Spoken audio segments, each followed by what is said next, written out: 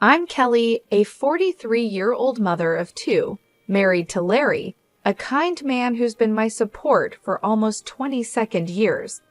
Life's been full of ups and downs, but I've always believed that it's the people with you that make it bearable. That was until my brother Scott decided to take charge. Scott is 10 years younger than me, a whirlwind of bad decisions and wrong priorities. He's the kind of person who thinks the world owes him. Mom always said he'd grow out of it, but at 31 he's still the family's problem. It was a Sunday, the kind that calls for a family gathering at Mom's house. Her house was our safe place, full of childhood memories.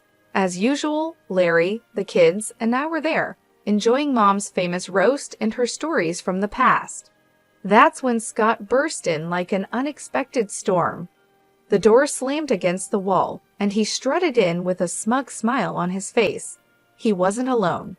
Clinging to his arm was a young woman, barely out of her teens, with a clearly pregnant belly and a dress more suited for a nightclub than a family lunch. Larry choked on his tea. Lauren, my 13-year-old, asked if she was going to be an aunt.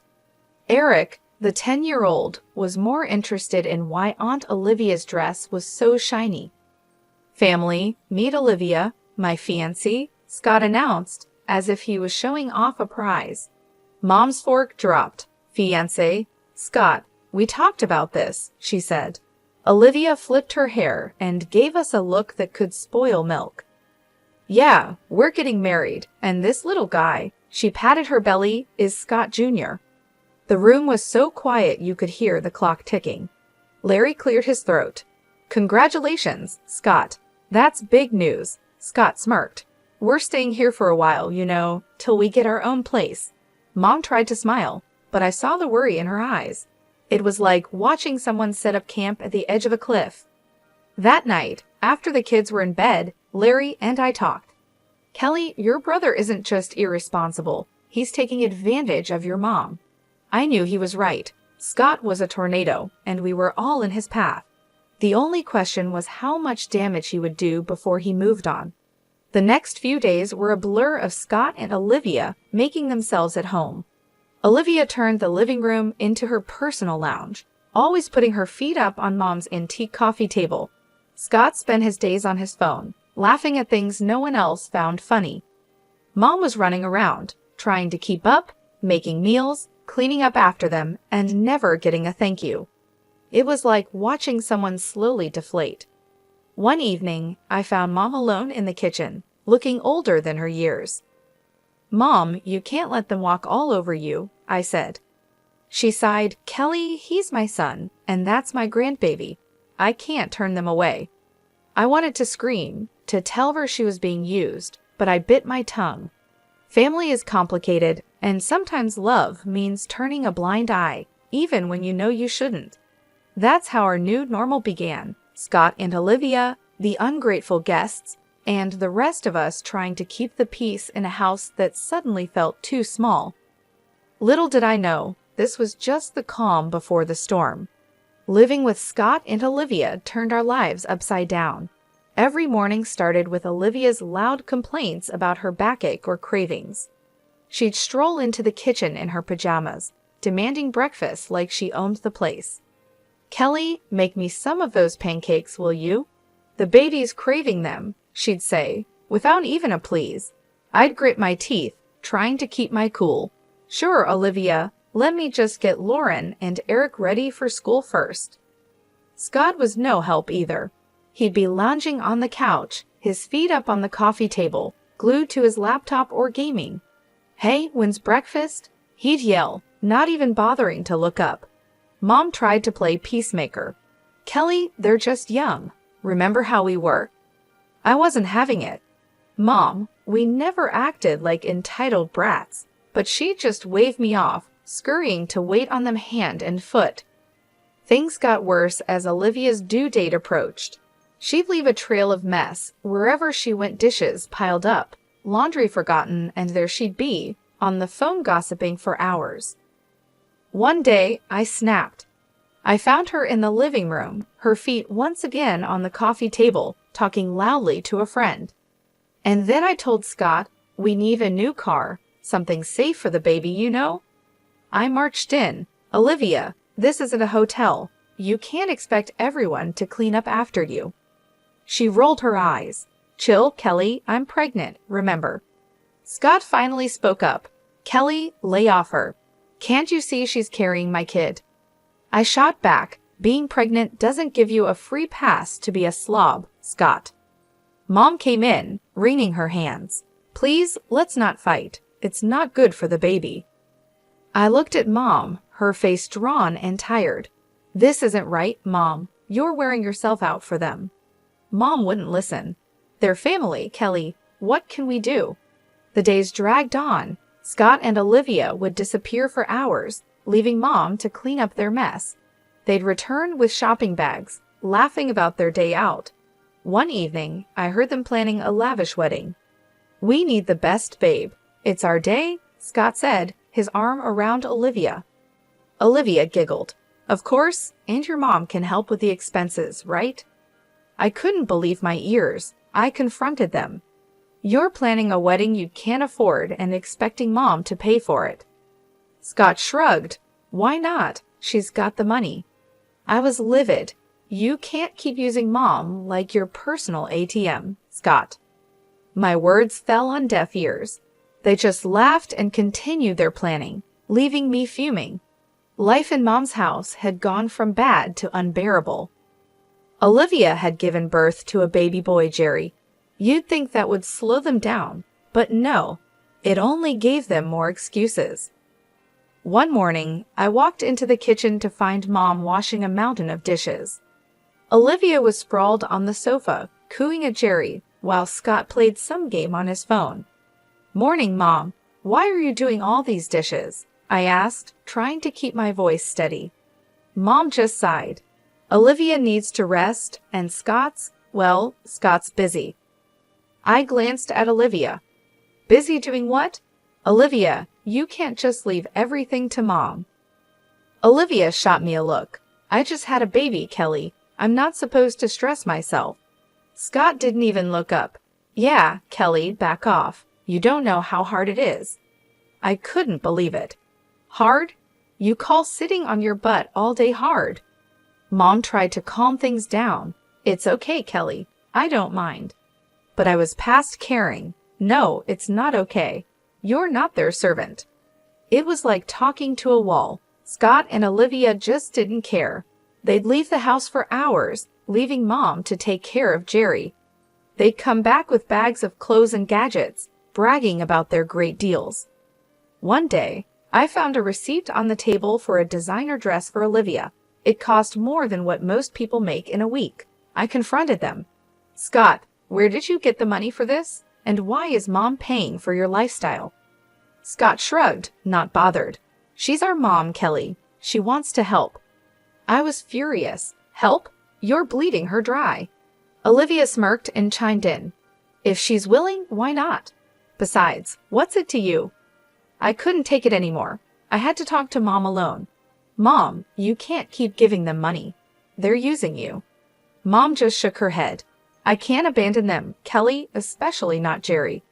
I tried to reason with her, but they're not even trying to be responsible. Scott's not looking for a job, and Olivia's just spending your money like water. Mom looked away, her voice barely a whisper. I know, Kelly, but they're my children. I have to help them. I felt helpless, watching my family fall apart. Scott and Olivia were like leeches, draining everything and giving nothing back, and Mom, bless her heart, was too kind to see it.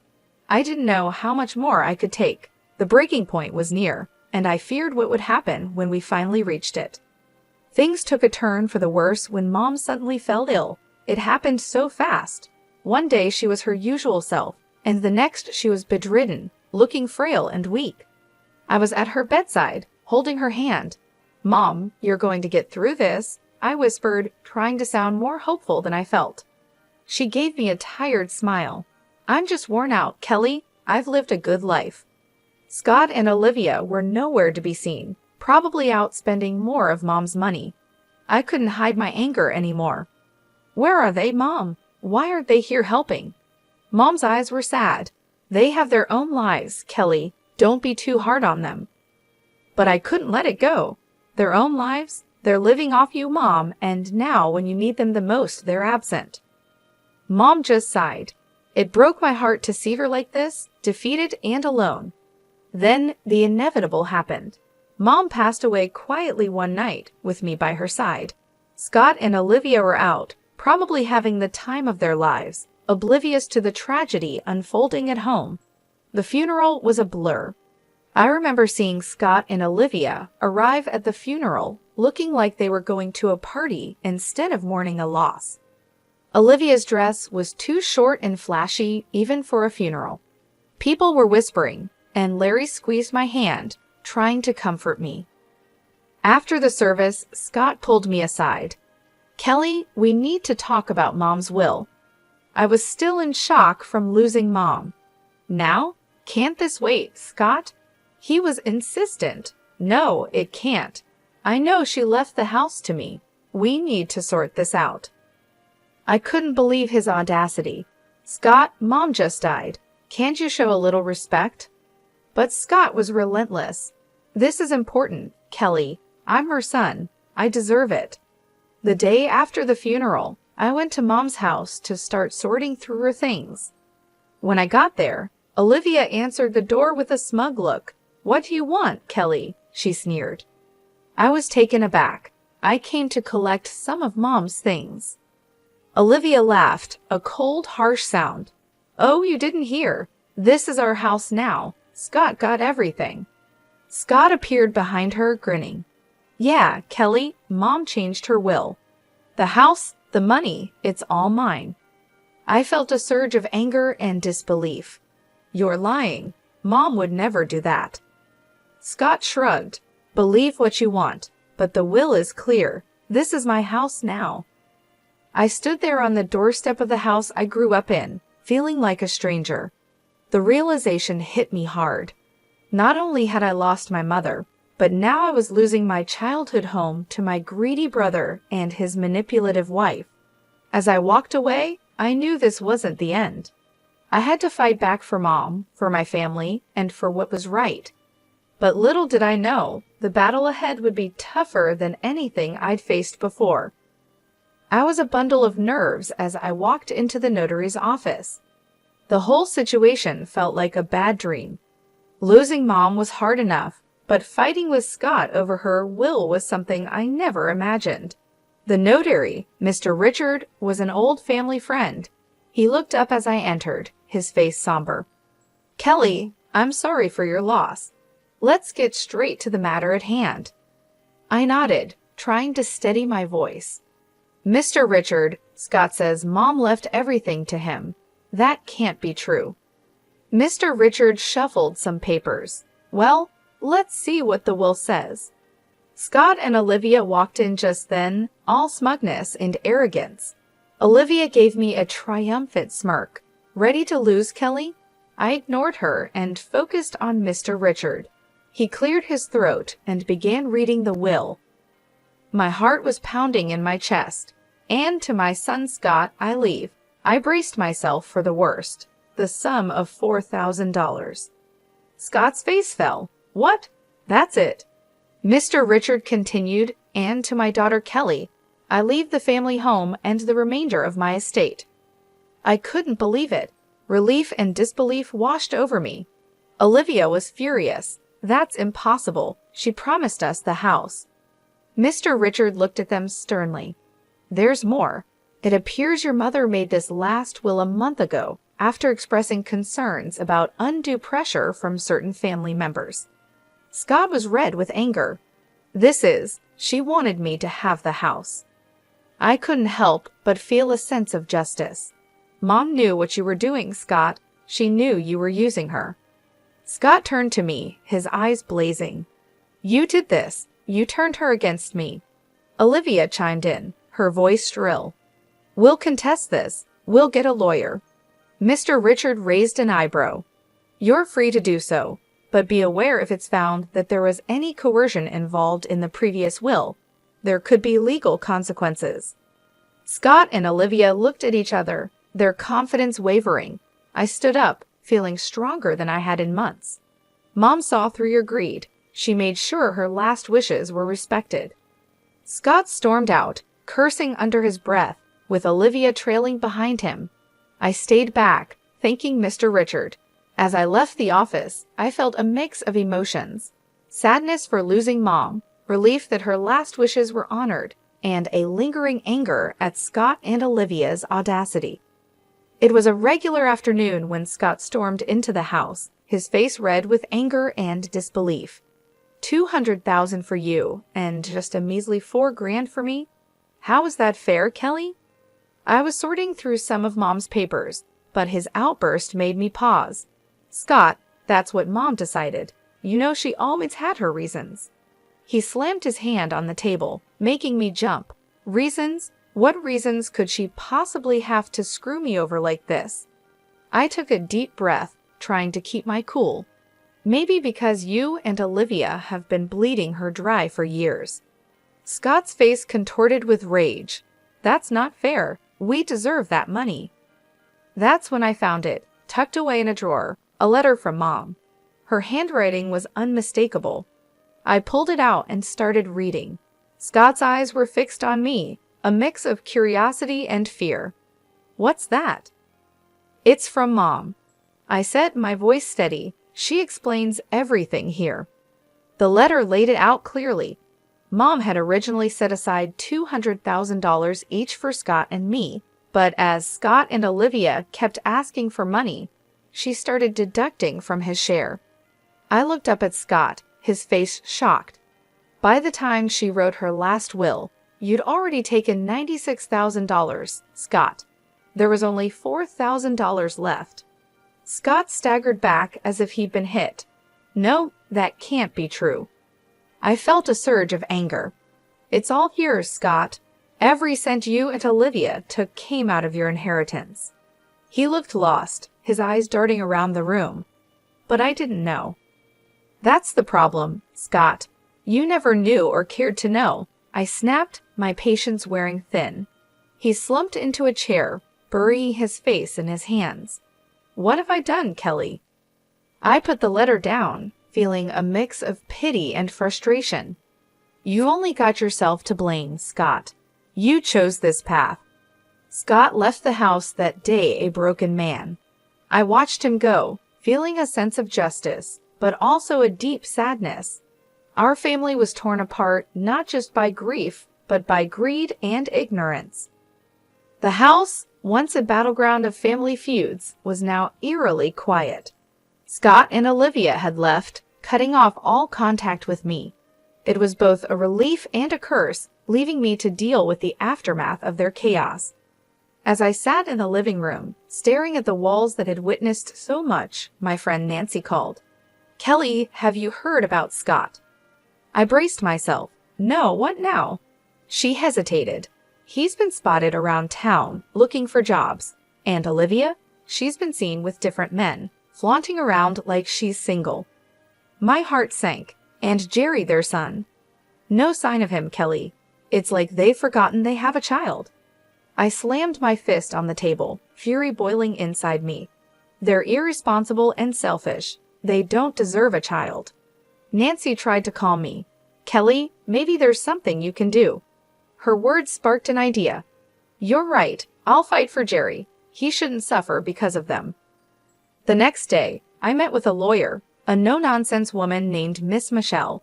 I explained everything, my voice trembling with determination. So, you want to pursue custody of your nephew? Miss Michelle asked, her eyes sharp. I nodded firmly. Yes, he's in a toxic environment. I want to give him a better life. Miss Michelle leaned forward. It won't be easy, Kelly, but if you're ready to fight, I'm with you. I felt a surge of determination. I'm ready, whatever it takes. The legal battle that followed was tough. Scott and Olivia were unpredictable, sometimes cooperative, sometimes hostile, but I didn't back down. One evening, after a particularly hard day in court, Larry wrapped his arms around me. You're doing the right thing, Kelly. It's hard but right. I leaned into his embrace, exhausted but hopeful. I just want Jerry to be safe, to have a family that cares. The day the judge granted me temporary custody of Jerry was bittersweet. He was a sweet boy, confused and scared, but he slowly opened up to us. Lauren and Eric adored him, and he brought a new kind of joy into our home. Scott's reaction was a mix of anger and defeat. "You've taken everything from me, Kelly." I faced him, my voice steady. "I'm protecting Jerry, something you should have done." As Scott stormed off, I realized our relationship might never be repaired. But this wasn't about us. It was about a little boy who needed a stable home. Life with Jerry was a new adventure. There were challenges, of course, but also laughter and love. He was becoming a part of our family, and I was determined to make it permanent. Looking back, I knew I'd made the right decision. It was time for new beginnings for all of us, a chance to heal, grow, and build a future filled with love and stability. That was the legacy I wanted to leave, a stark contrast to the selfishness and greed that had once threatened to tear us apart. The house, once a reminder of family discord, was now filled with laughter and the pitter-patter of little feet. Jerry had become a part of our lives, his presence a constant source of joy and wonder. One evening, as we were tucking him into bed, he looked up at me with those big innocent eyes. "Aunt Kelly, am I going to stay here forever?" I smoothed his hair, my heart swelling. "Yes, Jerry, you're part of our family now." He smiled, his tiny hand gripping mine. "I like it here. Lauren and Eric are fun." I kissed his forehead. "We love having you here, sweetie." I walked out of his room. Larry was waiting with a proud smile on his face. "He's really settling in, isn't he?" I nodded, feeling accomplished. "He is. We're giving him the life he deserves." The next day, I received a call from Miss Michelle. "Kelly, it's official. The court has granted you full custody of Jerry." I nearly dropped the phone, tears of happiness welling up. "Thank you, Miss Michelle. Thank you for everything." After hanging up, I shared the news with the family. Lauren and Eric cheered, hugging Jerry in a group embrace. Even Larry had tears in his eyes. "We're a family," Larry said, his voice choked with emotion. "A real, complete family." The journey had been long and full of challenges, but we had come out stronger. I thought about Scott and Olivia, wherever they were. I hoped they would find their way, but my focus was now on the children, our family.